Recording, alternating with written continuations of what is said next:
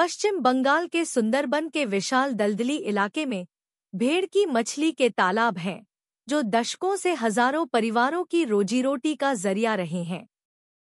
लेकिन कौन सोच सकता था कि इस शांत दिखने वाले गंदे पानी के पीछे किसी बुरे सपने से भी ज्यादा भयानक राज छिपा है। एक ऐसा राज जिसमें इंसानी मांस की कहानी है, उन भेड़ की मछलियों की कहानी है जो अचानक किसी वयस्क इंसान के हाथ जितनी बड़ी हो गई।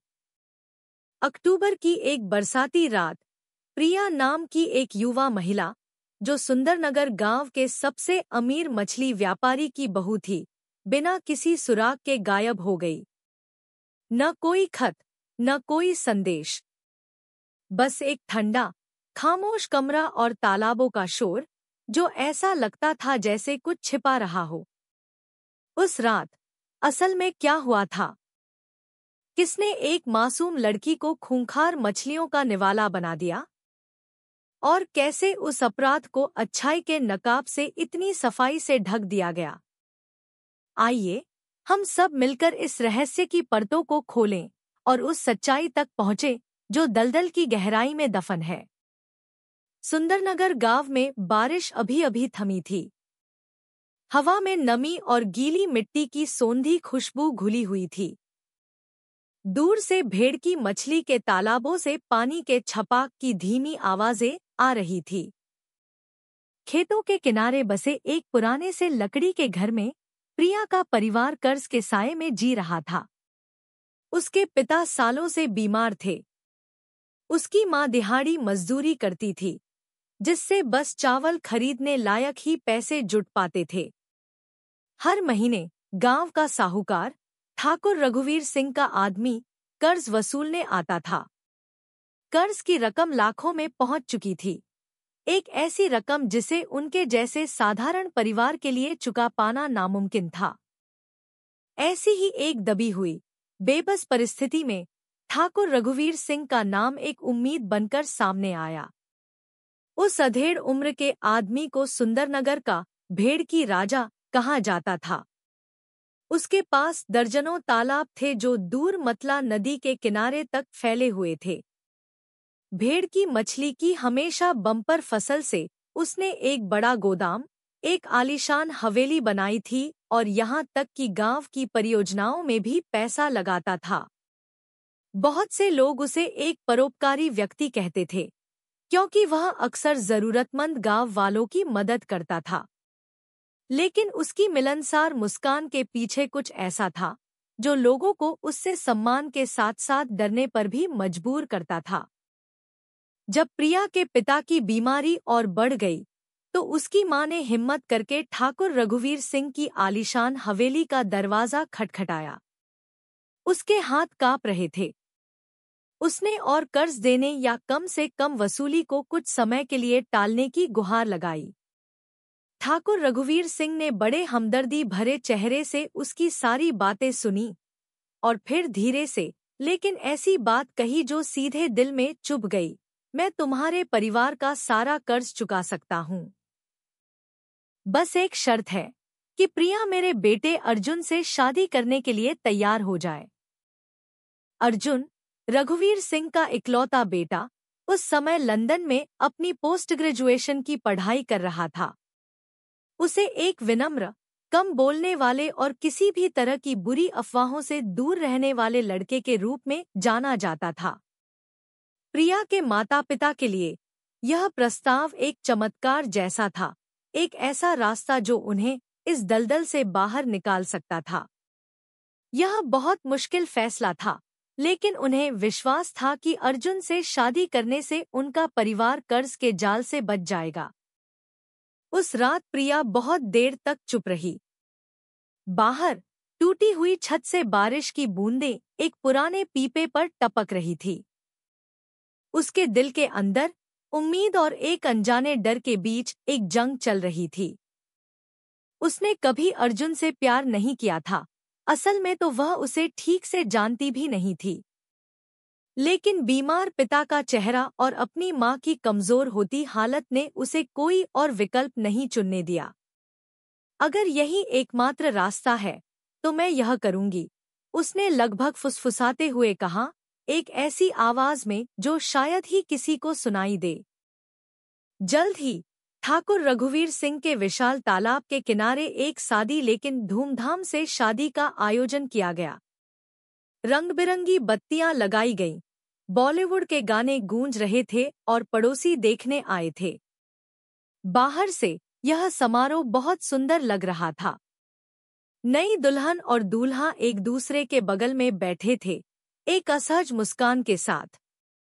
लेकिन प्रिया के दिल के अंदर एक ऐसा रोना था जो बाहर नहीं आ सकता था। जिस रात को उसकी खुशियों की शुरुआत होनी चाहिए थी, उस रात उसे ऐसा महसूस हो रहा था जैसे वह एक चिड़िया है जो सोने के पिंजरे में कैद हो गई है। अर्जुन अपनी पढ़ाई जारी रखने के लिए लंदन लौटने से पहले बस कुछ हफ्ते ही रुका। उसने प्रिया के साथ बहुत विनम्रता से, यहाँ तक कि पूरे सम्मान के साथ व्यवहार किया, लेकिन उनके बीच की दूरी बहुत ज्यादा थी। यह शादी प्यार से नहीं, बल्कि एक समझौते से पैदा हुई थी।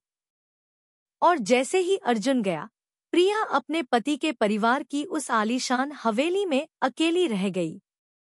वह घर भेड़ की मछली के तालाबों के परिसर के बीच में शान से खड़ा था। कमरे की खिड़की से केवल विशाल, काला और शांत पानी ही दिखाई देता था। दिन में पानी के पंप की आवाजें मछलियों को चारा खिलाने वाले मजदूरों की चीखों में मिल जाती थी। रात में खामोशी होती थी, जो कभी-कभी कूदती हुई मछली के पानी के छपाके से टूट जाती थी। प्रिया के लिए यह माहौल विलासिता नहीं, बल्कि एक सुनसान जेल था। उसने खुद को समझाने की कोशिश की, बस कुछ सालों की बात है। अर्जुन की पढ़ाई पूरी होने का इंतजार करो, शायद हम शहर में जाकर बस सकते हैं। लेकिन जैसे जैसे समय बीतता गया, यह विश्वास कमजोर होता गया। ठाकुर रघुवीर सिंह, जो हर दिन घर में घूमते रहते थे, ने उसके साथ अजीब तरह का ध्यान देना शुरू कर दिया। उनकी निगाहें अक्सर उस पर कुछ ज्यादा देर तक टिक जाती थी। उनकी मुस्कान में कुछ अप्राकृतिक सा लगता था। प्रिया ने अभी भी सकारात्मक सोचने की कोशिश की, उन संकेतों को नजरअंदाज करने की कोशिश की जो उसे बेचैन कर रहे थे।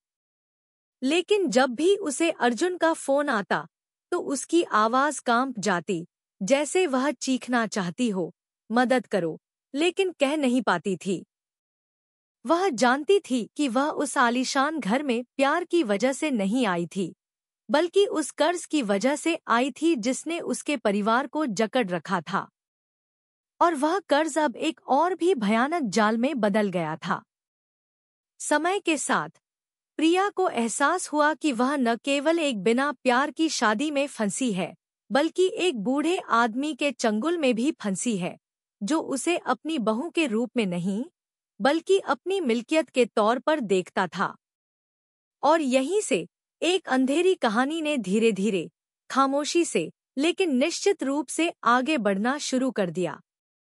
उस बड़े घर में रातें प्रिया के लिए लंबी और घुटन भरी महसूस होती थी।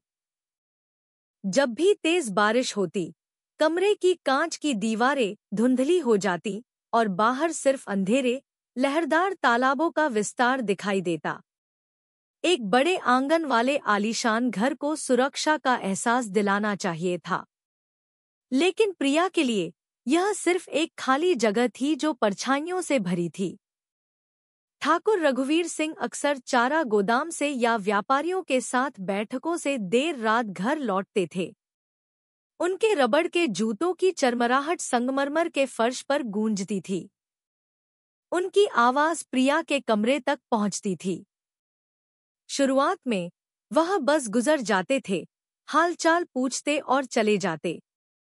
लेकिन धीरे धीरे उनके कदम उसकी बहू के कमरे के दरवाजे के सामने ज्यादा देर तक रुकने लगे। कभी कभी वह दरवाजा खटखटाते, महंगे फल या मिठाइयाँ देते।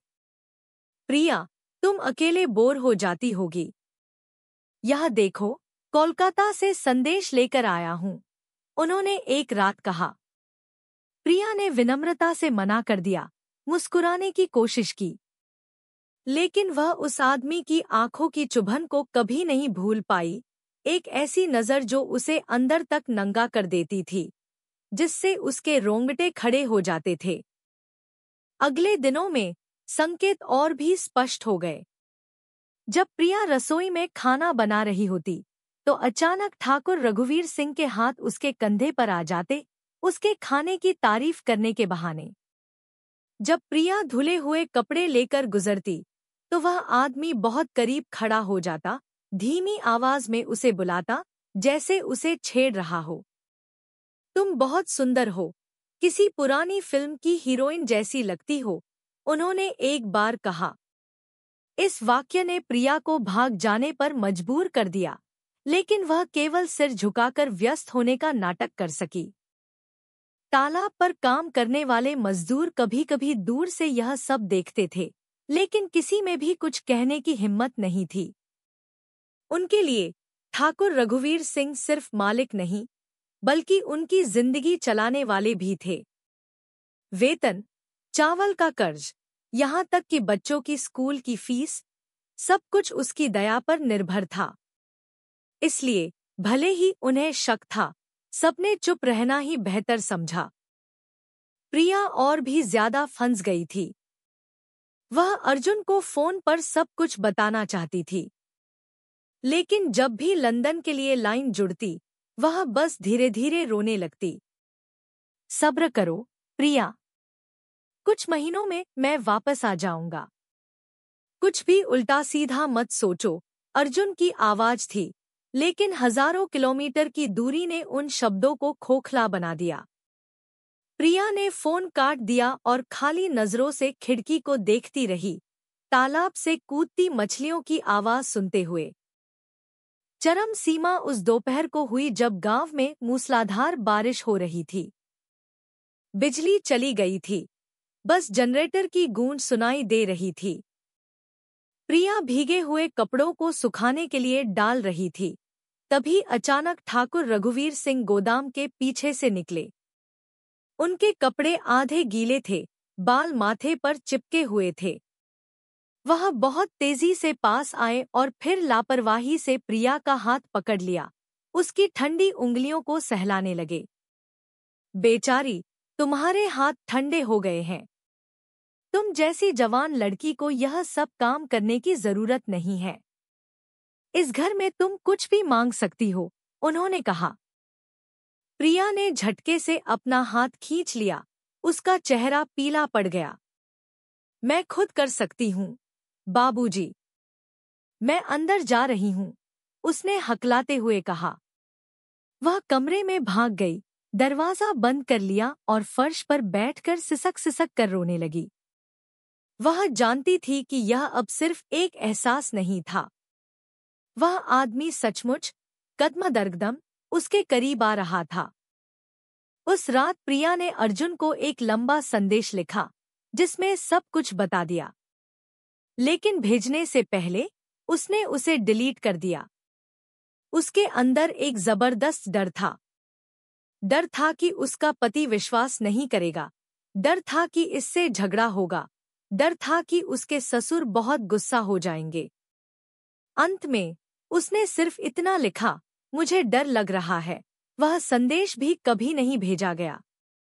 डर के बीच प्रिया ने खुद को बचाने का एक तरीका खोजा। उसने हिम्मत करके ऑनलाइन एक छोटा सा कैमरा खरीदा और उसे कमरे में रखी अलार्म घड़ी के अंदर छिपा दिया। यही उसकी एकमात्र उम्मीद थी। अगर कुछ बुरा होता तो कम से कम कोई सबूत तो होगा। वह कैमरा उसका एकमात्र गुप्त दोस्त बन गया, उस डर का मूक गवाह जो उसे हर दिन सताता था। इस बीच अपने मिलनसार चेहरे के पीछे ठाकुर रघुवीर सिंह अपनी भूमिका निभाने में और भी माहिर हो गए। पड़ोसियों के सामने वह प्रिया को मेरी बेटी कहकर बुलाते। वह उसे खरीदारी के लिए ज्यादा पैसे देते, यहाँ तक कि कभी-कभी गहने भी उपहार में देते। हर कोई सोचता था कि वह अपनी बहू से सच में बहुत प्यार करते हैं। किसी को नहीं पता था कि हर उपहार उन नजरों के साथ दिया जाता था जो प्रिया को दुनिया से गायब हो जाने पर मजबूर कर देती थी। केवल एक व्यक्ति था जो थोड़ा संवेदनशील था, लीला दीदी, एक महिला कर्मचारी जो उस बड़े घर में लंबे समय से मदद कर रही थी।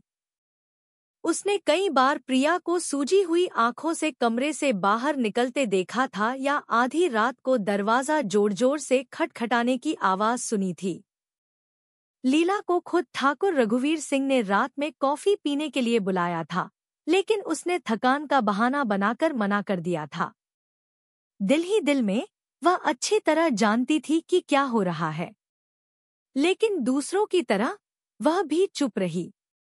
नौकरी खोने का डर बोलने की इच्छा से ज्यादा मजबूत था। समय बीतता रहा और ठाकुर रघुवीर सिंह की पकड़ और भी वास्तविक होती गई। वह एक ऐसे बाघ की तरह थे जो धैर्यपूर्वक इंतजार कर रहा था। प्रिया को लगा कि उस बड़े घर का हर गलियारा एक जाल है। यहाँ तक कि गलियारे में कदमों की आहट भी उसके दिल की धड़कन बढ़ाने के लिए काफी थी।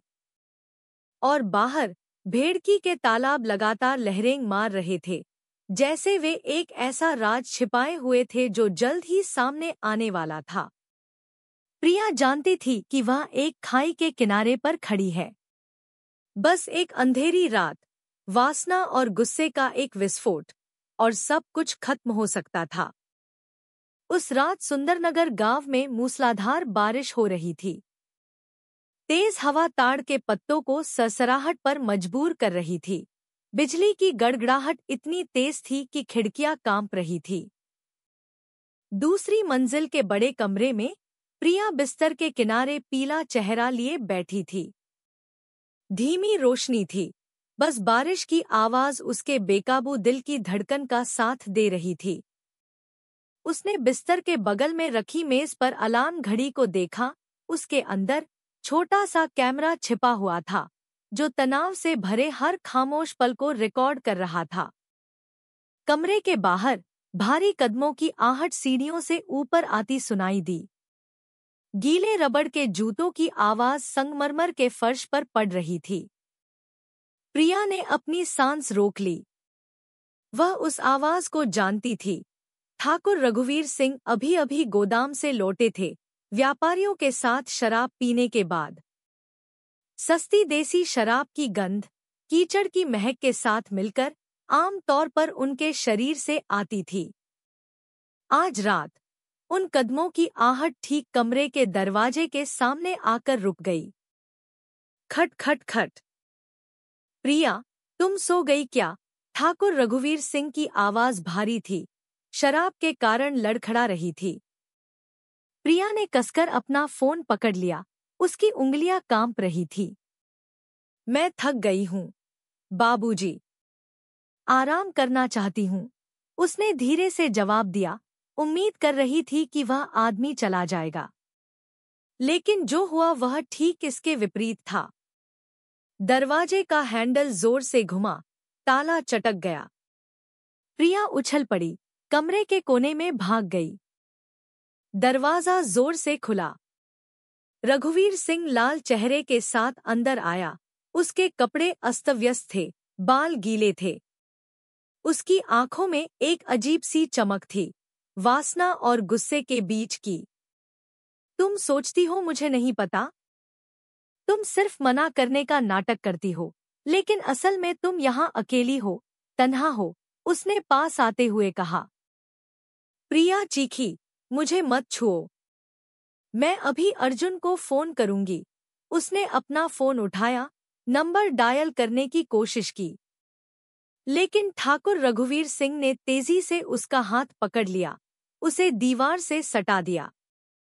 फोन फर्श पर धड़ाम से गिर गया।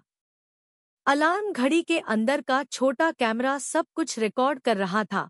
मूसलाधार बारिश उस भयावहता का नाटकीय पृष्ठभूमि बन गई। मैंने तुम्हारे परिवार को एक नई जिंदगी दी है, सारा कर्ज चुका दिया, मेरी वजह से। तुम मेरी हो, वह चीखा। उसकी शराब की बदबूदार सांसें प्रिया की नाक में घुस रही थी। प्रिया ने पूरी ताकत से विरोध किया। वह छटपटाई, लात मारी, यहाँ तक कि उस आदमी के चेहरे को नोच लिया। मैं पुलिस को रिपोर्ट कर दूंगी। सब जान जाएंगे कि तुम असल में कौन हो, वह चीखी। इन शब्दों ने ठाकुर रघुवीर सिंह को एक पल के लिए रोक दिया। उसकी आंखें दहशत से चौड़ी हो गईं। वह जानता था कि अगर यह राज खुल गया तो भेड़की का पूरा साम्राज्य जो उसने दशकों में बनाया था नष्ट हो जाएगा। डर के साथ मिला गुस्सा उसे पागल बना गया। उसने प्रिया का मुंह अपनी बड़ी हथेली से बंद कर दिया, उस छोटे से शरीर को बिस्तर पर धकेल दिया। प्रिया की चीख दब गई, उसकी आंखें फैल गईं। उसने अलार्म घड़ी, अपने गुप्त कैमरे तक पहुंचने की कोशिश की, जैसे कि उम्मीद कर रही हो कि वह उपकरण उसे बचा लेगा। लेकिन रघुवीर सिंह ज्यादा तेज था। उसके खुरदरे हाथों ने प्रिया की गर्दन पकड़ ली, जोर से दबा दिया। प्रिया लातें मारती रही, उसके हाथ खाली हवा में छटपटा रहे थे। आंसू और पसीना मिलकर उसके चेहरे को भिगो रहे थे। वे पल बहुत लंबे महसूस हुए। बाहर बारिश की आवाज और भी तेज हो गई, जैसे वह भी रो रही हो। चुप रहो, मेरा नाम बर्बाद मत करो, रघुवीर सिंह दांत भींचकर फुसफुसाया। कुछ मिनटों के बाद प्रिया का शरीर कमजोर पड़ गया। उसके हाथ जो अभी नोच रहे थे अब ढीले पड़ गए थे। उसकी आंखें खुली थी, खालीपन से छत को घूर रही थी। उसकी आखिरी सांस उसके बड़े हाथों की पकड़ में खो गई।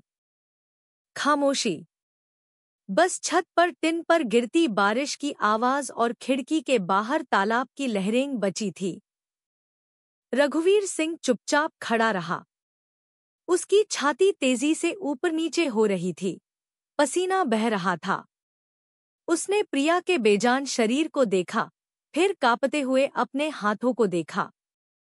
पहली बार उस भेड़की राजा को डर लगा, लेकिन वह डर जल्दी ही पुरानी प्रवृत्ति से बदल गया, सुराग मिटाने की प्रवृत्ति। जल्दी जल्दी उसने प्रिया के अब ठंडे शरीर को उठाया, उसे एक कपड़े में लपेटा, सीढ़ियों से नीचे घसीटते हुए तालाब नंबर 3 के बगल में बने चारा गोदाम में ले गया। वहां एक बड़ी मांस पीसने की मशीन खड़ी थी, जिसका इस्तेमाल आमतौर पर भेड़की के चारे के लिए छोटी मछलियों को पीसने के लिए किया जाता था। उस रात वह मशीन सबसे घिनौने अपराध की मूक गवाह बन गई। रघुवीर सिंह ने मशीन चालू की। लोहे की मोटर की दहाड़ ने बारिश की आवाज को डुबो दिया। उसने प्रिया के शरीर को धीरे धीरे अंदर डालना शुरू किया। उसका चेहरा पीला था, लेकिन उसकी आंखें ठंडी थीं।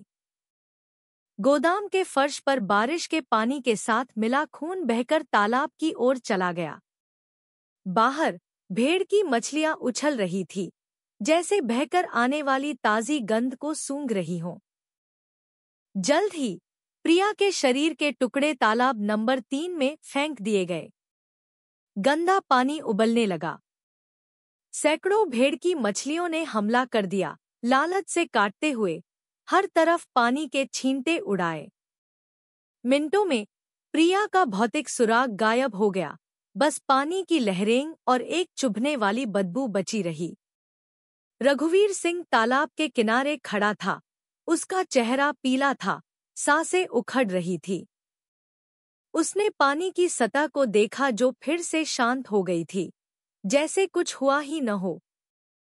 उसके मन में उसे यकीन था कि कोई कभी नहीं जान पाएगा। सारे सबूत मिटा दिए गए थे, खून घुल गया था, शरीर खा लिया गया था। वह एक दर्दनाक मुस्कान के साथ मुस्कुराया, फिर घर वापस चला गया, कपड़े बदले और एक बनावटी दुखी चेहरे के साथ ड्राइंग रूम में बैठ गया। हालांकि उसे यह एहसास नहीं था कि अलार्म घड़ी में लगा छोटा कैमरा अभी भी चालू था। उस इलेक्ट्रॉनिक आंख ने प्रिया की जान जाने से ठीक पहले के पलों को रिकॉर्ड कर लिया था। एक छोटा सा छिपा हुआ राज जो बाद में उसके बनाए गए आदर्श नकाब को नष्ट करने वाला हथियार बनेगा। उस रात मूसलाधार बारिश के बीच तालाबों की लहरों की आवाज के पीछे एक ऐसी त्रासदी ने जन्म लिया जो पूरे गांव को हिलाकर रख देने वाली थी। प्रिया अब नहीं थी और ठाकुर रघुवीर सिंह ने अभी अभी उस तबाही का दरवाजा खोला था जिसे वह सोचता था कि वह हमेशा के लिए बंद कर सकता है। उस मूसलाधार बारिश के बाद की सुबह सुंदरनगर गांव एक चौंकाने वाली खबर के साथ जागा। प्रिया गायब थी। सुबह से ही कुछ तालाब के मजदूरों ने देखा कि बड़ा घर शांत था। आम तौर पर प्रिया मुर्गियों को दाना देने या आंगन में झाड़ू लगाने के लिए बाहर निकलती थी, लेकिन उस सुबह कोई संकेत नहीं था। सबसे पहले रिपोर्ट करने वाला खुद ठाकुर रघुवीर सिंह था। उदास चेहरे के साथ वह स्थानीय पुलिस थाने पहुंचा। इंस्पेक्टर साहब, मेरी बहू कल रात से घर पर नहीं है। लगता है भाग गई है। कृपया उसे खोजने में मदद करें, उसने एक भारी आवाज में कहा, जैसे रोना रोक रहा हो। गांव के पुलिस वाले, जो ठाकुर रघुवीर सिंह को एक सम्मानित व्यक्ति के रूप में जानते थे, ने तुरंत गंभीरता से प्रतिक्रिया दी। कुछ अधिकारी गांव की सड़कों पर फैल गए, पड़ोसियों से पूछताछ करने लगे, लेकिन किसी ने भी प्रिया को बाहर निकलते नहीं देखा था। रघुवीर सिंह अपनी भूमिका निभाने में माहिर था। गांव वालों के सामने उसने प्रिया और अर्जुन की शादी की तस्वीर पकड़ रखी थी। वह ऐसा दिखा रहा था जैसे उसने सच में एक बेटी खो दी हो। वह अभी जवान है, शायद कोई निजी समस्या थी। मुझे डर है कि वह किसी दूसरे लड़के के साथ भाग गई है, उसने कहा। यह वाक्य जानबूझकर जनमत को एक दिशा देने के लिए कहा गया था। और सचमुच कुछ लोग कानाफूसी करने लगे। हाँ, उसका पति ऑस्ट्रेलिया में दूर है, शायद वह अकेली महसूस कर रही थी। लेकिन प्रिया के लापता होने की रिपोर्ट को हल्के में नहीं लिया जा सकता था। इंस्पेक्टर विक्रम राठौर, एक जांच अधिकारी जो अक्सर सुंदरबन क्षेत्र में पेचीदा मामलों को संभालते थे, को खोज का नेतृत्व करने का काम सौंपा गया। वह उस दोपहर बड़े घर में आए। बाहर से घर शांत लग रहा था, तालाब शांति से लहरें मार रहे थे, लेकिन उनकी अंतरात्मा ने कुछ और कहा। क्या मैं प्रिया का कमरा देख सकता हूँ? विक्रम ने सख्ती से पूछा। रघुवीर सिंह ने सिर हिलाया, आत्मसमर्पण करने का नाटक किया। दूसरी मंजिल पर कमरा असाधारण रूप से साफ सुथरा था। चादर करीने से बिछी हुई थी, फर्श चमक रहा था, मेज पर धूल का एक कण भी नहीं था। अचानक भागे हुए किसी व्यक्ति के कमरे के हिसाब से यह बहुत ज्यादा साफ था। विक्रम ने भौहें सिकोड़ी। वह झुका, बिस्तर के नीचे जांच की। अलमारी खोली, कोई कपड़े गायब नहीं थे, संघर्ष का कोई निशान नहीं था, खून का कोई धब्बा नहीं था, बस खामोशी थी। चारा गोदाम में विक्रम को एक औद्योगिक मांस पीसने की मशीन मिली। लोहा चमक रहा था, ब्लेड तेज और साफ थे, बहुत ज्यादा साफ। उसने सतह को छुआ, धातु की एक हल्की गंध थी। क्या यह मशीन अक्सर इस्तेमाल होती है? उसने पूछा। हाँ, हम इसे हर दिन धोते हैं। बिल्कुल चमका कर रखते हैं, रघुवीर सिंह ने जवाब दिया। विक्रम ने केवल सिर हिलाया, हालांकि उसके दिल में कुछ अजीब लग रहा था। और भी अजीब बात यह थी कि तालाब परिसर के आसपास के सीसीटीवी कैमरे बारिश वाली रात से ही बंद थे। रघुवीर सिंह के अनुसार बिजली गिरने से बिजली चली गई और उपकरण खराब हो गए। बहाना तर्कसंगत लग रहा था, खासकर जब भारी बारिश के दौरान अक्सर ऐसी गड़बड़ियां होती थी। लेकिन विक्रम के लिए यह संयोग बहुत ज्यादा सटीक था। अगले कुछ दिनों में जांच टीम ने प्रिया के हैंडफोन की जांच की। पुराने दोस्तों के साथ कुछ चैट थी। सामग्री हल्की फुल्की थी, भागने की कोई मंशा नहीं दिखा रही थी। हालांकि रघुवीर सिंह ने अचानक एक दो हटाए गए संदेश दिखाए जिन्हें वह पुनर्प्राप्त करने में कामयाब रहा था। उन संदेशों का स्वर अस्पष्ट था, जो यह संदेह पैदा करने के लिए पर्याप्त था कि प्रिया शायद किसी दूसरे आदमी के करीब थी। मुझे डर है कि वह उस पुराने दोस्त के साथ भावनाओं में बह गई थी, रघुवीर सिंह ने सिर झुकाकर कहा, एक चिंतित ससुर की भूमिका निभाते हुए। कुछ युवा पुलिसकर्मियों की नज़र में यह कहानी काफी विश्वसनीय थी, लेकिन विक्रम के लिए नहीं। उसने लिविंग रूम में शादी की तस्वीर पर ध्यान दिया। वहां प्रिया का चेहरा मुस्कुरा रहा था, लेकिन उसकी आंखों में जैसे कोई डर छिपा था। वह तस्वीर विक्रम को पूरी रात परेशान करती रही। उसने तालाब के मजदूरों को पूछताछ के लिए बुलाया। लगभग सभी ने कुछ भी जानने से इनकार कर दिया।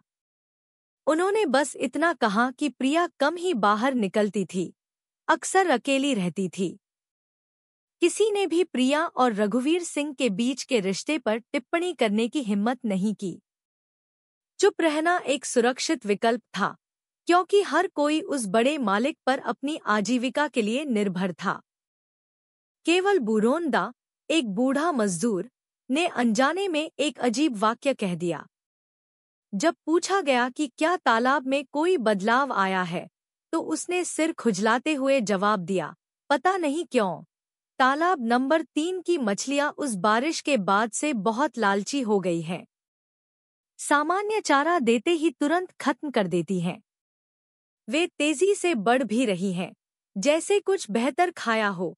उसका वाक्य तब रुक गया जब उसने देखा कि रघुवीर सिंह की पैनी नजरें दूर से उसे घूर रही थी। उसने जल्दी से अपना मुंह बंद कर लिया। विक्रम ने उस वाक्य को अपने दिमाग में नोट कर लिया। अचानक लालची हो गई मछलियां। यह किस बात का संकेत था? उसे पुराने मामले याद आए जहां जानवर अपराध के रहस्यों को खोलने की कुंजी बन गए थे। अगली रातों में विक्रम अकेले कार्यालय में बैठा ठाकुर रघुवीर सिंह के तालाब परिसर के नक्शे को घूरता रहा।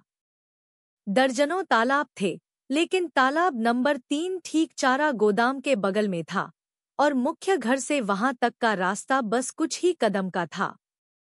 यह बहुत ज्यादा संयोग था, लेकिन ठोस सबूत के बिना वह आरोप नहीं लगा सकता था। कोई खून नहीं था, कोई लाश नहीं थी, बस शक था। इस बीच रघुवीर सिंह और भी चालाक होता गया। वह अक्सर मस्जिद में प्रार्थना करते हुए, आंसू बहाते हुए दिखाई देता, गांव वालों की सहानुभूति बटोरता। उम्मीद है प्रिया सुरक्षित लौट आएगी, उसने नमाजियों के सामने कहा। लोग दया से सिर हिलाते, कुछ तो रघुवीर सिंह का बचाव भी करते। वह एक अच्छा आदमी है, हो सकता है प्रिया खुद ही चली गई हो। जांच लगभग रुक सी गई थी। विक्रम की टीम को केवल बंद रास्ते मिल रहे थे। प्रिया का सुराग जैसे धरती निगल गई हो। लेकिन अपने दिल के कोने में विक्रम को यकीन था कि कोई राज दफन है। जब भी वह तालाब नंबर 3 के पास से गुजरता, भेड़ की मछलियां जंगली तरह से उछलती, पानी में लहरें उठती जैसे वह उबल रहा हो। यह दृश्य उसके दिमाग को परेशान करता था, जैसे कि वे मछलियां एक ऐसी कहानी छिपाए हुए थी जिसे वे कह नहीं सकती थी। प्रिया के लापता होने के 7वें दिन की रात विक्रम ने उस तालाब की लहरों को बहुत देर तक देखा। रात की हवा एक चुभने वाली बदबू लेकर आई। खामोशी में उसने वादा किया, मैं सब कुछ उजागर करूंगा। भले ही कोई लाश न हो, भले ही कोई खून न हो, सच्चाई हमेशा एक सुराग छोड़ जाती है। और तभी रुकी हुई जांच को एक रास्ता मिलना शुरू हुआ। एक छोटा सा रास्ता जो किसी ऐसी चीज से आया था जिसकी कभी उम्मीद नहीं थी। तालाब नंबर 3 में मछलियों का व्यवहार। तालाब नंबर 3 चारा गोदाम के ठीक बगल में स्थित था। दूर से देखने पर इसमें कुछ भी खास नहीं था। इसकी सतह अन्य तालाबों की तरह ही गंदली और भूरी थी।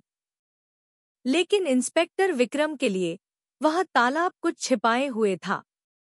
जब भी वह उसके किनारे पर खड़ा होता, उसे एक अजीब सी हवा महसूस होती। भेड़ की मछलियां अधिक बार उछलती थी। पानी बिना किसी कारण के लहरें मारता था, जैसे कि कोई चीज उनकी क्रूरता को उकसा रही हो। विक्रम ने एक साहसिक कदम उठाने का फैसला किया। अपनी टीम के साथ एक छोटी सी बैठक में उसने अपनी योजना बताई। आज से हम तालाब नंबर 3 में चारे की आपूर्ति बंद कर देंगे। मैं देखना चाहता हूँ कि वे मछलियाँ कैसे प्रतिक्रिया करती हैं। उसके कुछ अधीनस्थ चौंक गए क्योंकि इस फैसले से बड़ा नुकसान हो सकता था। लेकिन विक्रम को यकीन था कि सच्चाई को केवल इसी तरह से उजागर किया जा सकता है। अगली सुबह आदेश का पालन किया गया। चारे देने वाले सामान्य मजदूरों को पास आने से मना कर दिया गया। तालाब नंबर 3 को खाली छोड़ दिया गया, जबकि अन्य तालाबों को सामान्य रूप से चारा दिया जाता रहा। पुलिस आसपास पहरा दे रही थी, मछलियों की हर हरकत को नोट कर रही थी। परिणाम चौंकाने वाले थे। चारे के बिना सिर्फ आधा दिन बीतने पर ही सैकड़ों भेड़ की मछलियां जंगली व्यवहार करने लगी। वे सतह पर उछल रही थी, एक दूसरे को काट रही थी। पानी ऐसे उबल रहा था जैसे खौल रहा हो। यह देखने वाले मजदूर डर से कांप उठे। बस एक दिन खाना नहीं खाया और इतने पागल हो गए। आम तौर पर तो वे एक हफ्ते तक भूखे रह सकते हैं, उनमें से एक ने फुसफुसाया। विक्रम ने पैनी नजरों से देखा। उसकी अंतरात्मा सही थी। इन मछलियों को किसी अलग चीज की आदत हो गई थी, कुछ ऐसा जो सिर्फ छोटी मछलियों का मिश्रण नहीं था। वे भूखी हैं, ताजे मांस के लिए भूखी हैं, उसने ठंडे दिमाग से सोचा। उस शाम जब निगरानी बढ़ाई गई तो मछलियां और भी खूंखार हो गईं। कुछ ने अपने साथियों की पूंछ काट ली जिससे खून बहने लगा। कुछ ने बार-बार तालाब की दीवारों से टक्कर मारी। पहरा दे रहे पुलिस वाले बेचैन होने लगे। सर, यह सामान्य नहीं है। वे किसी चीज के आदी लग रहे हैं, एक सदस्य ने रिपोर्ट किया। विक्रम ने सिर हिलाया। सब कुछ नोट करो। यह असामान्य व्यवहार का सबूत है। हम इसे आगे की जांच का दरवाजा बनाएंगे। इस बीच उग्र हो रहे तालाब नंबर 3 की खबर गांव में तेजी से फैल गई। लोग चाय की दुकानों पर कानाफूसी करने लगे, कुछ इसे अंधविश्वास से जोड़ने लगे। कहीं कोई इंसानी बलि तो नहीं दी गई, एक ग्रामीण ने पीले चेहरे के साथ कहा। रघुवीर सिंह, जिसने यह अफवाह सुनी, केवल तिरस्कार से मुस्कुराया, लेकिन उसकी आंखों में एक बेचैनी थी जिसे छिपाया नहीं जा सकता था। उस रात विक्रम फिर से अपने कार्यालय की मेज पर तालाब परिसर के नक्शे को घूर रहा था। मुख्य घर से चारा गोदाम तक की दूरी और फिर तालाब नंबर 3 तक का रास्ता, सब कुछ इतना सटीक था कि इसे संयोग नहीं कहा जा सकता। अगर कोई बिना सुराग छोड़े जल्दी से कुछ फेंकना चाहता है तो यही जगह है, उसने फुसफुसाया। विक्रम ने फिर लीला दीदी को बुलाया, जो प्रिया के करीबी के रूप में जानी जाती थी। धीमी आवाज में उसने जानकारी निकालने की कोशिश की। शुरुआत में लीला चुप रही, नौकरी खोने से डर रही थी। लेकिन जब विक्रम ने सख्ती से कहा, अगर तुम चुप रहती हो तो तुम भी सच्चाई को छिपाने में शामिल हो। याद रखो, यह प्रिया का सवाल है। लीला की आंखों में आंसू आ गए। उसने धीरे धीरे बताया कि प्रिया के गायब होने से एक हफ्ते पहले उसने रघुवीर सिंह को रात में घर आते देखा था। उनके चेहरे पर खरोंच के निशान थे। उनके गाल पर नोचने के निशान थे जिसे उन्होंने जल्दी से एक कपड़े से ढक लिया था। लीला ने आधी रात को प्रिया के कमरे का दरवाजा खटखटाने की आवाज भी अक्सर सुनी थी। मुझे डर लगता था, साहब। मैं बोलना चाहती थी, लेकिन मैं हिम्मत नहीं कर सकी, उसने रोते हुए कहा। लीला की गवाही एक नया टुकड़ा बन गई। विक्रम को और भी यकीन हो गया कि प्रिया का राज तालाब नंबर 3 में दफन है। हालांकि वह जानता था कि भौतिक सबूत के बिना रघुवीर सिंह को अदालत में घसीटना मुश्किल होगा। उसी समय एक और सुराग सामने आया। दीपक नाम का एक युवा पत्रकार, जो एक स्थानीय अखबार के लिए काम करता था, विक्रम के पास पहुंचा। उसने रघुवीर सिंह की मछली की फसल का एक असामान्य डेटा दिखाया। सर, इस ग्राफ को देखिए। तालाब नंबर 3 में मछलियों का वजन अन्य तालाबों की तुलना में दोगुनी तेजी से बढ़ा है, जबकि चारा वही था। कुछ तो गड़बड़ है, दीपक ने कहा। उस डेटा ने विक्रम की परिकल्पना को और मजबूत कर दिया।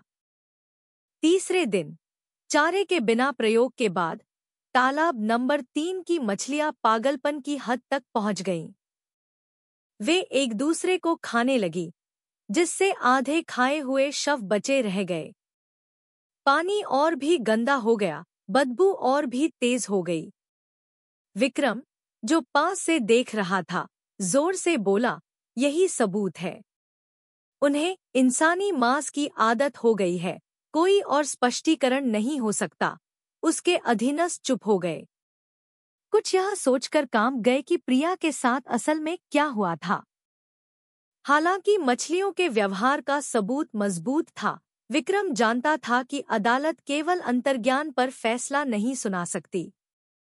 उसे कुछ ठोस चाहिए था, एक रिकॉर्डिंग या एक प्रमुख गवाह। और किसी कारण से उसकी अंतरात्मा कह रही थी कि प्रिया ने कुछ पीछे छोड़ा था। उस रात उसने प्रिया के कमरे की दोबारा तलाशी का नेतृत्व किया। नंगी आंखों से नहीं, बल्कि इलेक्ट्रॉनिक डिटेक्शन उपकरणों के साथ। हर कोने की जांच की गई, हर दरार को खंगाला गया, और वहीं बिस्तर के बगल वाली मेज पर रखी अलार्म घड़ी के पीछे पुलिस को एक छोटी सी चीज मिली, एक मिनी कैमरा। विक्रम ने उस उपकरण को बहुत देर तक देखा। उसके हाथ कांप रहे थे जब उसने कहा, शायद यही प्रिया की आखिरी आंखें हैं। रात के लगभग 12 बज रहे थे जब इंस्पेक्टर विक्रम और उनकी टीम तनावपूर्ण चेहरों के साथ कार्यालय लौटे। पुरानी लकड़ी की मेज पर एक छोटी सी चीज सावधानी से रखी गई थी, वह मिनी कैमरा जिसे प्रिया ने अलार्म घड़ी के अंदर छिपाया था। कमरे में मौजूद हर कोई चुप था, जैसे कि उन्हें एहसास हो गया हो कि यह छोटी सी चीज एक अंधेरे पर्दे को उठाने की कुंजी हो सकती है। लैपटॉप तैयार करो, हम अभी इसकी सामग्री देखेंगे, विक्रम ने धीमी लेकिन दृढ़ आवाज में आदेश दिया। एक फोरेंसिक तकनीशियन ने कैमरे को कंप्यूटर से जोड़ा। स्क्रीन चालू हुई, जिसमें एक वीडियो फाइल वाला एक फोल्डर दिखाई दिया। फाइल का नाम केवल एक तारीख थी, 29 अक्टूबर 1923, ठीक उसी बरसाती रात की जब प्रिया गायब हुई थी। कमरे में मौजूद हर किसी का दिल जोर जोर से धड़क रहा था। चलाओ, विक्रम ने कहा। स्क्रीन पर एक धुंधली रिकॉर्डिंग दिखाई दी। प्रिया का कमरा धीमी रोशनी में दिख रहा था। कोने में प्रिया बिस्तर पर बैठी थी, उसका चेहरा तनावपूर्ण था। वह अपना फोन पकड़े हुए दरवाजे की ओर देख रही थी। लैपटॉप के स्पीकर से मूसलाधार बारिश और बिजली की आवाज सुनाई दे रही थी, बिल्कुल उस रात की तरह। फिर कमरे का दरवाजा चरमराया। ठाकुर रघुवीर सिंह का साया उभरा, उसके कदम लड़खड़ा रहे थे, उसका चेहरा शराब के कारण लाल था। प्रिया, तुम अभी सोई नहीं? उसकी आवाज भारी थी। प्रिया चीखी, उठी, दरवाजा रोकने की कोशिश की, लेकिन उस आदमी ने दरवाजा तोड़ दिया। अगले दृश्य ने पुलिस कार्यालय के कमरे को जमा दिया। कैमरे ने स्पष्ट रूप से रिकॉर्ड किया कि कैसे रघुवीर सिंह अपनी बहू के पास वासना भरी नजरों से पहुंचा। प्रिया रो रही थी, छटपटा रही थी, चीख रही थी कि वह अर्जुन और पुलिस को रिपोर्ट करेगी। इन शब्दों ने रघुवीर के चेहरे को बदल दिया, डर और गुस्सा एक साथ मिल गए। फिर उस बड़े हाथ ने प्रिया का मुंह बंद कर दिया, उसे बिस्तर पर धकेल दिया। हे भगवान! टीम के एक सदस्य ने फुसफुसाया। उसका चेहरा पीला पड़ गया। प्रिया ने पूरी ताकत से विरोध किया, नोचा, लात मारी। लेकिन रघुवीर और भी क्रूर हो गया। कैमरे ने उस भयावहता के हर सेकंड को रिकॉर्ड किया। प्रिया की गर्दन दबाई गई, उसकी आंखें बाहर निकल आईं, उसके हाथ कांपे और फिर धीरे धीरे कमजोर पड़ गए। बारिश अभी भी तेज थी, लेकिन कमरे के अंदर केवल हांफने और दबी हुई सिसकियों की आवाज थी। कुछ मिनटों के बाद प्रिया का शरीर मोशनलेस हो गया। कैमरा अभी भी चालू था, उसके पीले चेहरे को कैद कर रहा था जो खुली आंखों से खाली छत को घूर रहा था। रघुवीर हांफता हुआ खड़ा था, उसके चेहरे पर प्रिया के नोचने से खरोंचें थी। उसने उस शरीर को बहुत देर तक देखा, फिर जल्दी से उसे कैमरे के फ्रेम से बाहर घसीट लिया। रिकॉर्डिंग बंद हो गई। कार्यालय में पूरी तरह से सन्नाटा था। यहाँ तक कि पंखे की आवाज भी साफ सुनाई दे रही थी। एक युवा पुलिसकर्मी ने अपना चेहरा ढक लिया और देखने की हिम्मत नहीं कर सका। दूसरे ने गुस्से और डर से अपनी मुट्ठियां भींच ली। विक्रम खुद पत्थर की तरह बैठा था, उसकी आंखें लाल थीं। कुछ सेकंड के बाद उसने धीरे लेकिन दृढ़ता से कहा, यह वह सच्चाई है जिसे प्रिया ने पीछे छोड़ा है। वह जानती थी कि उसका समय लगभग खत्म हो गया है। यह कैमरा हम सभी के लिए उसका संदेश है। फोरेंसिक तकनीशियन ने पुष्टि की कि वीडियो फाइल असली थी, बिना किसी हेरफेर के। इस सबूत के साथ कोई संदेह नहीं रह गया था। ठाकुर रघुवीर सिंह न केवल एक उत्पीड़क था, बल्कि एक हत्यारा भी था। अगली सुबह विक्रम गिरफ्तारी वारंट प्राप्त करने के लिए सबूतों को अभियोजन पक्ष के पास ले गया। लेकिन इस कदम की घोषणा करने से पहले उसने एक रणनीति बनाई। हमें उसे तब पकड़ना होगा जब वह लापरवाह हो। उसे दूसरे सुराग मिटाने का मौका मत दो, उसने कहा। इस बीच गांव में अफवाहें और भी तेज हो गईं। कुछ ने कहा कि प्रिया भाग गई, कुछ ने कहा कि वह काले जादू का शिकार हो गई। किसी ने भी यह नहीं सोचा था कि एक और भी भयानक सच्चाई एक छोटे से कैमरे में संग्रहित थी। विक्रम ने अर्जुन के बारे में भी सोचा, जो लंदन में दूर था। उसने विचार किया कि क्या उसे तुरंत सूचित करना चाहिए। अंत में उसने पुलिस के आधिकारिक ईमेल के माध्यम से एक संक्षिप्त संदेश भेजने का फैसला किया। हमें महत्वपूर्ण सबूत मिले हैं। घर लौटने के लिए तैयार रहें। सच्चाई जल्द ही सामने आएगी। दूसरी ओर रघुवीर सिंह अभी भी अपनी भूमिका निभा रहा था। वह मस्जिद में आंसू भरे चेहरे के साथ प्रार्थना करते हुए दिखाई दिया, एक खोए हुए बच्चे के ससुर होने का नाटक कर रहा था। लेकिन वह छवि जल्द ही टूटने वाली थी। उस रात विक्रम ने पूरी टीम को बुलाया। एक बुलंद आवाज में उसने कहा, कल से हम आधिकारिक तौर पर इस मामले की स्थिति को सुनियोजित हत्या में अपग्रेड कर देंगे। गवाह है, सबूत है।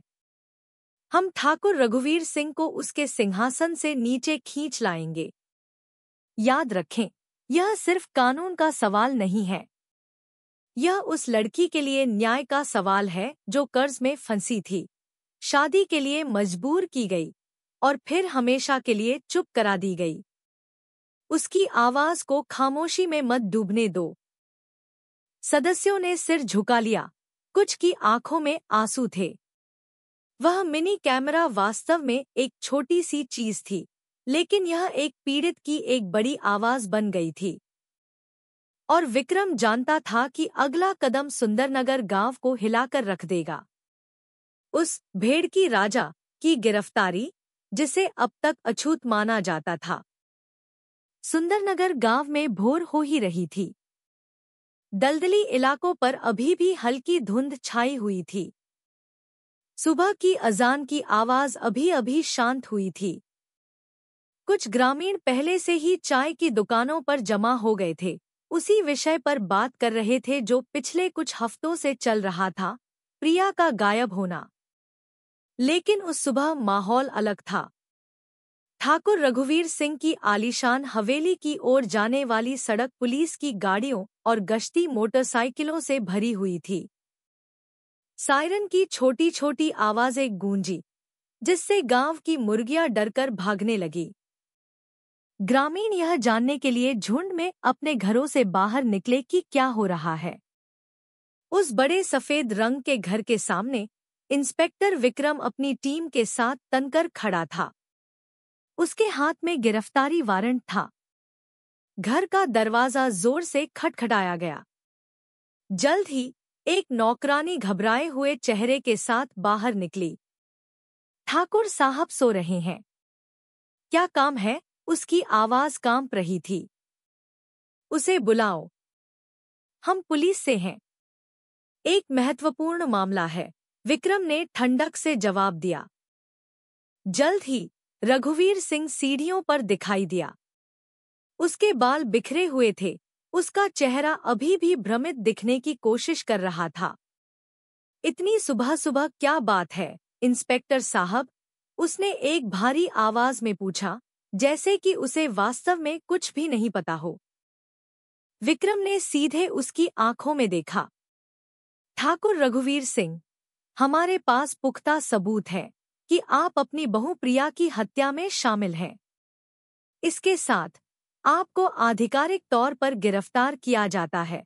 यह वाक्य बिजली की तरह गिरा। बाड़ के बाहर से देख रहे ग्रामीण आश्चर्य से चिल्लाए। कानाफूसी फैल गई। क्या? भेड़ की राजा पर बहू की हत्या का आरोप? रघुवीर का चेहरा तुरंत पीला पड़ गया। उसने एक खोखली हंसी हंसने की कोशिश की।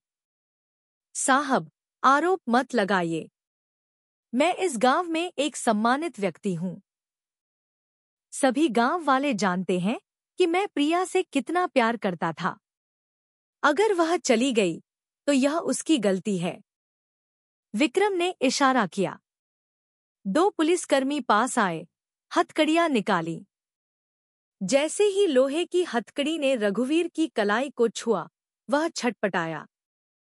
मैं निर्दोष हूं। यह एक साजिश है।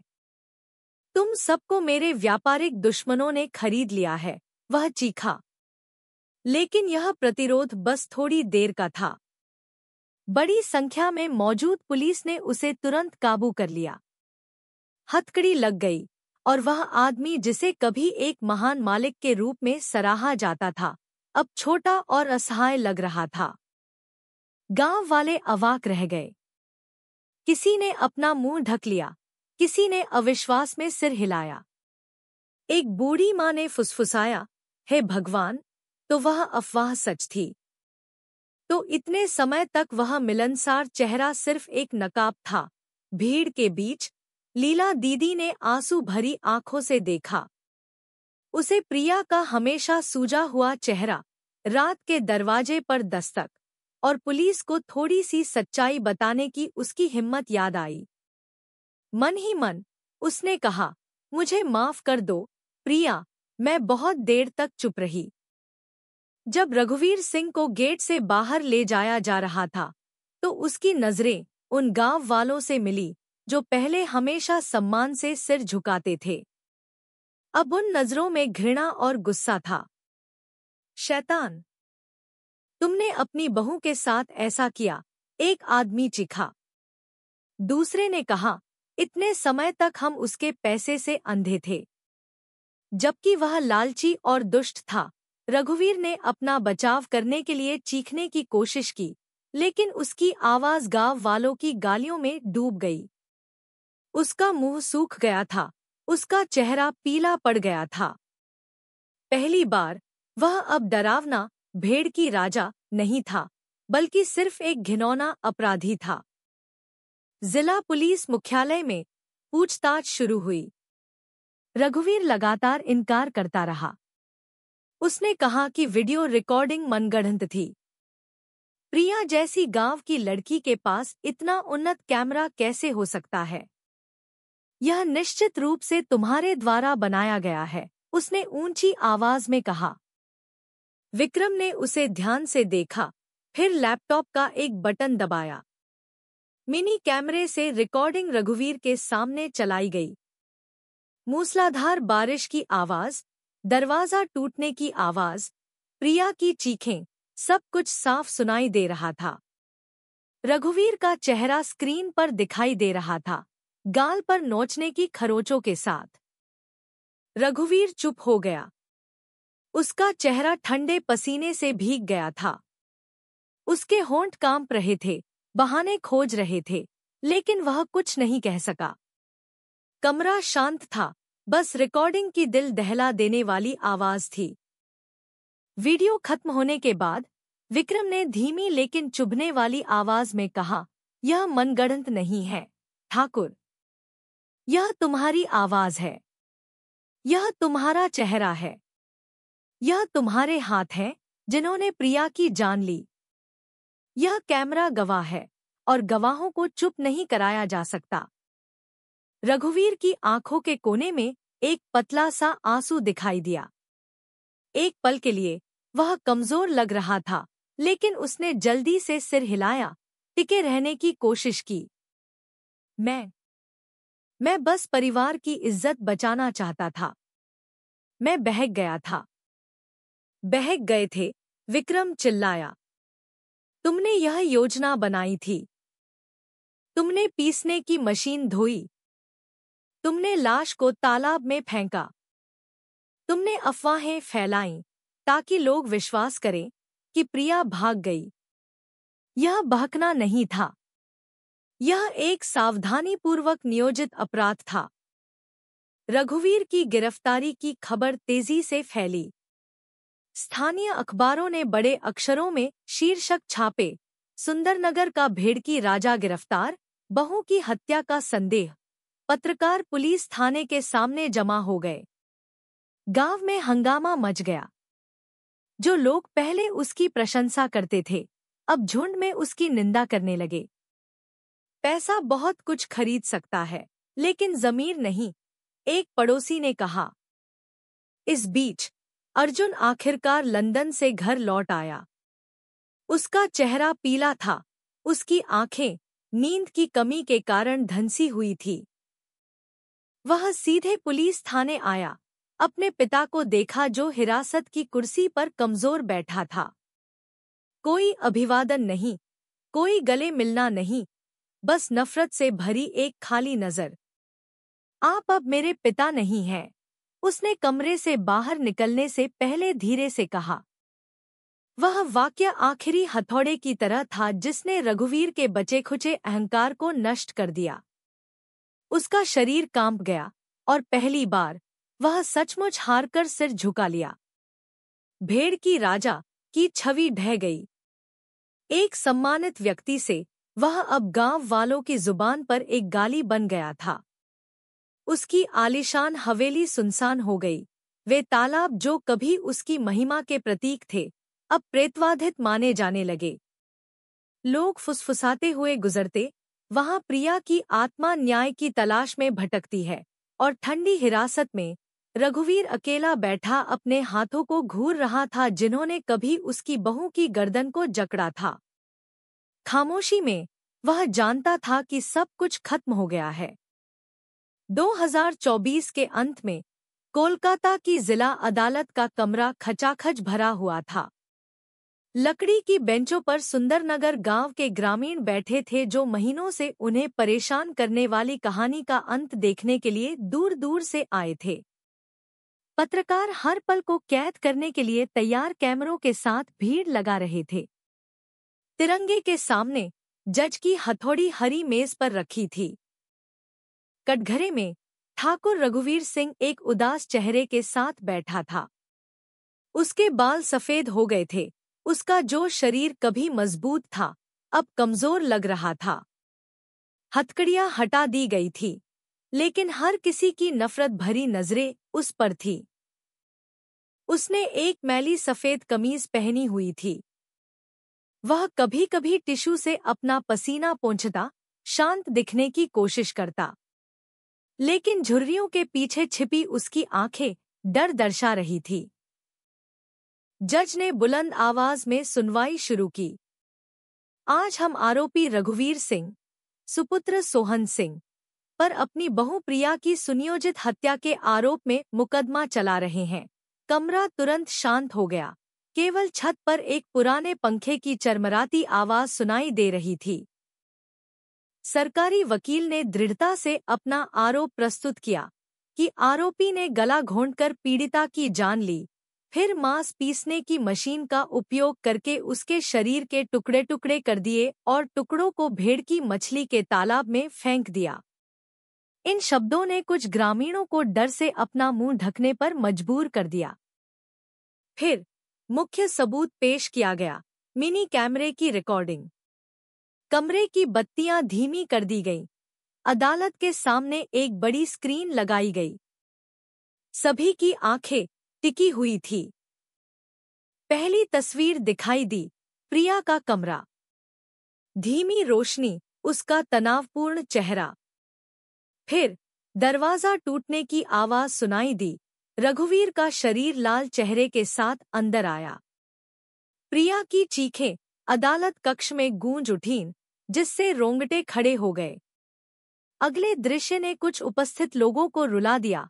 प्रिया ने विरोध करने की कोशिश की, चीखी, लेकिन उसका गला तब तक दबाया गया जब तक उसका शरीर कमजोर नहीं पड़ गया।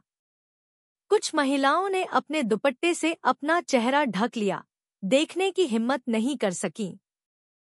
एक आदमी ने धीरे से फुसफुसाया, अस्तगफिरुल्लाह। तो सारी अफवाहें सच थीं। पीड़ित के परिवार की बेंच पर प्रिया की मां जोर-जोर से सिसक रही थी। उसके शरीर को रिश्तेदारों ने सहारा दिया ताकि वह गिर न जाए। उसके बगल में अर्जुन कठोरता से बैठा था। उसकी आंखें लाल थीं, उसके जबड़े भिंचे हुए थे, लेकिन उसने आंसू नहीं बहाए। उसकी नजरें बस सीधे स्क्रीन पर थी, अपनी पत्नी के आखिरी पलों को देख रही थी। जब रिकॉर्डिंग समाप्त हुई, तो अदालत का कमरा शांत था। किसी में भी बोलने की हिम्मत नहीं थी। केवल कुछ कोनों से धीमी सिसकियों की आवाज सुनाई दे रही थी। जज ने आरोपी को देखा। क्या आप इस सबूत को सार्वजनिक रूप से चलाने के बाद भी इनकार करते हैं? रघुवीर सिंह ने सिर झुकाया। उसके होंठ कांप रहे थे। एक भारी आवाज निकली, मैं बस बहक गया था। मुझे डर था कि परिवार का राज खुल जाएगा। मेरा इरादा मारने का नहीं था। उस आवाज का तुरंत ग्रामीणों की चीखों से स्वागत हुआ। झूठा, तुम क्रूर हो। यह जानबूझकर किया गया था। पुलिस को कमरे को शांत करना पड़ा। जज ने हथौड़ी बजाई ताकि सुनवाई फिर से व्यवस्थित हो सके। इसके बाद लीला दीदी को गवाह के रूप में बुलाया गया। हकलाते हुए उसने बताया कि कैसे वह अक्सर आधी रात को प्रिया के कमरे के दरवाजे पर दस्तक सुनती थी, कैसे उसने प्रिया के गायब होने से एक रात पहले रघुवीर के चेहरे पर खरोंचें देखी थी। मैं बहुत देर तक चुप रही, योर ऑनर। मुझे पछतावा है, उसने रोते हुए कहा। फिर दीपक, स्थानीय पत्रकार, ने तालाब नंबर 3 की असामान्य फसल का डेटा दिखाया। मछलियों की वृद्धि का ग्राफ एक अतिरिक्त सबूत बन गया कि तालाब का इस्तेमाल लाश को ठिकाने लगाने के लिए किया गया था। अभियोजक ने कहा कि पुलिस रिपोर्ट में दर्ज तालाब नंबर 3 में मछलियों का असामान्य व्यवहार आरोपी के अपराध का मूक गवाह था। सभी सबूत और गवाहों ने मामले को मजबूत किया। रघुवीर के वकील का बचाव कमजोर था। वह केवल यह कह सका कि उसका मुवक्किल मनोवैज्ञानिक रूप से दबाव में था। लेकिन यह तर्क प्रस्तुत किए गए क्रूर तथ्यों के सामने कुछ भी नहीं था। सुनवाई के अंत में जज ने आरोपी को बोलने का आखिरी मौका दिया। एक भारी आवाज में रघुवीर ने कहा, मुझे पछतावा है। मैं केवल परिवार का नाम बचाना चाहता था, लेकिन मैं गलत था। मैं माफी मांगता हूँ। लेकिन इन शब्दों ने किसी की भी सहानुभूति नहीं जगाई। यहाँ तक कि उसके अपने बेटे अर्जुन ने भी सिर झुका लिया, अपने पिता को देखने से इनकार कर दिया। जज ने फिर अपना फैसला सुनाया, मौत की सजा। हथौड़ी की आवाज जोर से गूंजी, जिसका स्वागत उपस्थित लोगों की चीखों और रोने से हुआ। ग्रामीण खड़े हो गए, कुछ प्रार्थना कर रहे थे, कुछ राहत की सांस ले रहे थे।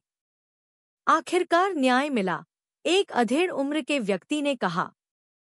रघुवीर सिंह कुर्सी पर गिर पड़ा, उसका चेहरा पीला पड़ गया, उसकी आंखें खाली थी। वह दुनिया जिसे उसने पैसे से बनाया था, वे भेड़की के तालाब जिन्होंने कभी उसे विजय बनाया था, अब कुछ भी मायने नहीं रखते थे। वह अब भेड़की राजा नहीं था, बल्कि सिर्फ एक दोषी था जो अपनी मौत का इंतजार कर रहा था। सुनवाई समाप्त हो गई। इमारत के बाहर पत्रकारों ने हमला कर दिया, ग्रामीण भीड़ लगा रहे थे। रघुवीर का नाम जो कभी सम्मानित था, अब पतन का प्रतीक बन गया था। हर कोई इस बारे में बात कर रहा था कि उस आदमी का असली चेहरा कितना भयानक था जिसे इतने समय तक उसकी दौलत के लिए पूजा जाता था। और उस भीड़ के बीच प्रिया की तस्वीर एक सफेद फ्रेम में उसकी मां ने पकड़ रखी थी। एक युवा चेहरा, एक हल्की मुस्कान के साथ, आंखें जो जैसे अभी भी एक संदेश दे रही थी, चुप मत रहो, अपराध का मुकाबला करना ही होगा। फैसला सुनाए जाने के बाद अदालत का कमरा धीरे धीरे खाली हो गया। लेकिन छोड़ी गई भावनाओं के निशान आसानी से नहीं मिटे। पीछे की बेंच पर अर्जुन अभी भी कठोर बैठा था। उसने सिर झुका रखा था, दोनों हाथ उसकी गोद में मुट्ठी में बंधे थे, उसका चेहरा पीला पड़ गया था।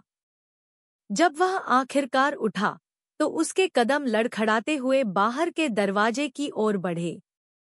अदालत के प्रांगण में दर्जनों पत्रकारों ने उसे घेर लिया, माइक्रोफोन उसके चेहरे की ओर कर दिए गए। अर्जुन जी, अपने पिता को मौत की सजा सुनाए जाने पर आपको कैसा लग रहा है? अर्जुन बस एक पल के लिए रुका, सीधे सामने देखा और फिर संक्षिप्त उत्तर दिया, वह अब मेरे पिता नहीं हैं। उसकी आवाज धीमी थी लेकिन इतनी स्पष्ट थी कि हर कोई सुन सके। ये शब्द फैल गए। अगले दिन स्थानीय अखबारों ने सुर्खियां छापीं, भेड़की राजा के इकलौते बेटे ने हत्यारे पिता से संबंध तोड़े। सुंदरनगर गांव के निवासियों के लिए यह खबर एक प्रतीक बन गई कि खुद उसका खून भी उस व्यक्ति को स्वीकार करने से इनकार कर रहा था जिसे कभी बहुत सम्मान दिया जाता था। पीड़ित के परिवार के घर में शोक का माहौल अभी कम नहीं हुआ था। प्रिया की मां अभी भी अक्सर आधी रात को जाग जाती, अपनी बेटी का नाम पुकारती। लिविंग रूम में रखी प्रिया की तस्वीर हर रात की प्रार्थना का केंद्र बन गई। धीमी सिसकियों के साथ लंबी प्रार्थनाएं रोज का दृश्य बन गईं। अर्जुन अक्सर आता, अपनी सास के बगल में बैठता, उसका हाथ कसकर पकड़ता। मैं वादा करता हूँ माँ, मैं प्रिया का नाम हमेशा सुरक्षित रखूंगा। भले ही वह नहीं है, मैं उसकी यादों को दफन नहीं होने दूंगा। लेकिन इसके पीछे एक ऐसा घाव था जो भरना मुश्किल था। अर्जुन अपराध बोझ से त्रस्त था। उसे वे रातें याद आईं जब प्रिया ने कांपती आवाज में फोन किया था, साथ रहने के लिए कहा था। वह केवल शांत करने वाले वाक्यों के साथ जवाब दे सका था, सब्र करो, मैं जल्द ही वापस आ जाऊंगा। अब वह जानता था कि हर शब्द केवल एक खोखला दिलासा था, जबकि उसकी पत्नी घर में एक राक्षस के खिलाफ अकेले लड़ रही थी। दूसरी ओर गांव में जीवन नाटकीय रूप से बदल गया। रघुवीर की आलीशान हवेली बंद थी, गेट पर जंग लग गई थी, खिड़कियां अंधेरी थी। मछली के तालाब, जो कभी मजदूरों से गुलजार रहते थे, अब वीरान हो गए थे। ग्रामीण पास जाने से हिचकिचाते थे, कुछ डर के मारे, कुछ घृणा के मारे। उनका मानना था कि तालाब नंबर 3 में प्रिया की बेचैन आत्मा बसती है। बच्चों को पास में खेलने से मना किया जाता था। यह अपशकुन लाएगा, एक माँ ने अपने बच्चे को दूर खींचते हुए कहा। लेकिन डर से ज्यादा एक अपराध बोध था जो ग्रामीणों को सता रहा था। उन्हें यह एहसास होने लगा कि वे कितने समय तक चुप रहना चुनते रहे। कितने संकेत थे जो वास्तव में दिखाई दे रहे थे। प्रिया की सूजी हुई आंखें, उसके लड़खड़ाते कदम, आधी रात को दरवाजे पर दस्तक के बारे में कानाफूसी। लेकिन सब चुप रहे। हमें डर था कि अगर हम बोलेंगे तो हम अपनी नौकरी खो सकते हैं। अब देखो नतीजा, बूढ़ोंदा, बूढ़े मजदूर ने पश्चाताप से सिर झुकाते हुए कहा। चाय की दुकान पर गांव के पुरुष जमा होकर जो हुआ था उस पर चर्चा कर रहे थे। एक ने धीरे से कहा, हम सब भी दोषी हैं। अगर किसी ने पहले आवाज उठाने की हिम्मत की होती तो शायद प्रिया आज जीवित होती। दूसरे ने उदास चेहरे के साथ धीरे से सिर हिलाया। लीला दीदी, वह गवाह जिसने आखिरकार आवाज उठाई, अभी भी अपराध बोध से ग्रस्त थी। भले ही उसने सच्चाई को उजागर करने में मदद की थी, उसका दिल शांत नहीं था। वह अक्सर प्रिया को एक कड़वी मुस्कान के साथ सपने में देखती, जैसे कह रही हो, तुमने अब क्यों बोला जब मैं नहीं रही। लीला ने गांव में अपनी नौकरी छोड़ने और शहर में बसने का फैसला किया, एक नया अध्याय शुरू करने के लिए, उस कड़वी याद को जीवन भर के सबक के रूप में लेकर। विक्रम के लिए भी इस मामले ने एक गहरा घाव छोड़ा। एक अन्वेषक के रूप में उसने एक लगभग पूर्ण अपराध का खुलासा किया था। हालांकि कानूनी जीत के पीछे एक कड़वाहट थी। वह अक्सर मामले की फाइलों के सामने सोच में डूब जाता, शादी की तस्वीर में प्रिया की नजरों को याद करता, एक उदास नजर जैसे मदद मांग रही हो। मैं देर से आया, उसने एक रात अपने कार्यालय की खिड़की के बाहर टिमटिमाती सड़क की बत्तियों को देखते हुए फुसफुसाया। रघुवीर के लिए मौत की सजा वास्तव में कानूनी अंत थी, लेकिन घावों का अंत नहीं। सुंदरनगर गांव को उस अपराध की छाया के साथ जीना था जिसे उन्होंने कभी होने दिया था। जब भी लोग उस खाली घर के पास से गुजरते, उन्हें प्रिया की चीखें याद आती जो मूसलाधार बारिश और उबलते तालाब की आवाज में दब गई थी। और अर्जुन के दिल में फैसला पक्का था। वह अपने पिता की दौलत का वारिस नहीं बनेगा। वह खून से सने भेड़की के साम्राज्य को जारी नहीं रखेगा। उस तालाब को सूखने दो, उस घर को ढहने दो। मुझे पिता की विरासत से एक पैसा भी नहीं चाहिए। सब कुछ दागदार हो गया है, उसने नोटरी से दृढ़ता से कहा। इन शब्दों ने कई लोगों को चौंका दिया, लेकिन अर्जुन के लिए यह उस चीज का थोड़ा सा प्रायश्चित करने का एकमात्र तरीका था जिसे वह नहीं बचा सका था। उसने एक साधारण जीवन चुना, मछली के व्यापार की छाया से दूर, अपनी पत्नी के परिवार की देखभाल करते हुए जिसे अब वह अपना एकमात्र परिवार मानता था। गांव के निवासियों को भी यह एहसास होने लगा कि पैसा और शक्ति, जिसका वे पहले सम्मान करते थे, वास्तव में केवल एक पतली दीवार थी जो एक राक्षस को छिपा रही थी। और उनकी चुप्पी, डांटने या पूछने की उनकी अनिच्छा, त्रासदी का हिस्सा बन गई थी। सुंदरनगर में रातें अब अलग थी। अब भेड़की की फसल का कोई भव्य उत्सव नहीं होता था। उस बड़े घर में अब कोई हंसी नहीं थी। जो बचा था वह दलदल से मेंढकों की आवाज और कभी-कभी तालाब नंबर 3 की लहरें थी, जो अभी भी बेचैन थी। जैसे कि सभी को याद दिला रही हूं, अपराध को ढका जा सकता है, लेकिन यह कभी भी पूरी तरह से गायब नहीं होता। सुंदरनगर में बरसात का मौसम सूखे में बदल गया। चिलचिलाती धूप ने दलदल की सतह पर प्रकाश को प्रतिबिंबित किया, जिससे पानी टूटे हुए कांच की तरह चमक रहा था। लेकिन उस चमक के पीछे गांव वालों के दिलों में एक घाव था जो अभी भी खुला था। प्रिया का मामला अदालत में खत्म हो गया था। रघुवीर को मौत की सजा सुनाई जा चुकी थी। लेकिन यह कहानी जीवित रही, एक मुंह से दूसरे मुंह तक फुसफुसाई जाती रही। मतला नदी के किनारे एक तरह की अंधेरी किंवदंती बन गई। रघुवीर के परिवार की आलीशान हवेली अब वीरान थी। दीवारों का पेंट उखड़ रहा था, जंगली घास ने आंगन को ढक लिया था। जब भी लोग गुजरते, वे अपने कदम तेज कर लेते, मुड़कर देखने से हिचकिचाते। यह अब एक घर नहीं है, बल्कि एक भूतिया जेल है, एक दादी ने अपने पोते का मार्गदर्शन करते हुए कहा।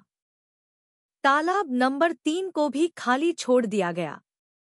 इसका पानी काला हो गया था, काई से भरा हुआ था, बची हुई मछलियां पतली थी, अब पहले की तरह खूंखार नहीं थी, जैसे कि वे भी एक ऐसा राज छिपाए हुए थी जो कभी भी पूरी तरह से गायब नहीं होगा। गांव वालों के लिए उस मामले ने आंखें खोल दी। इतने समय तक वे रघुवीर की प्रशंसा करते थे, उसे भेड़ की राजा कहते थे। जब अजीब संकेत थे तो उन्होंने चुप रहना चुना।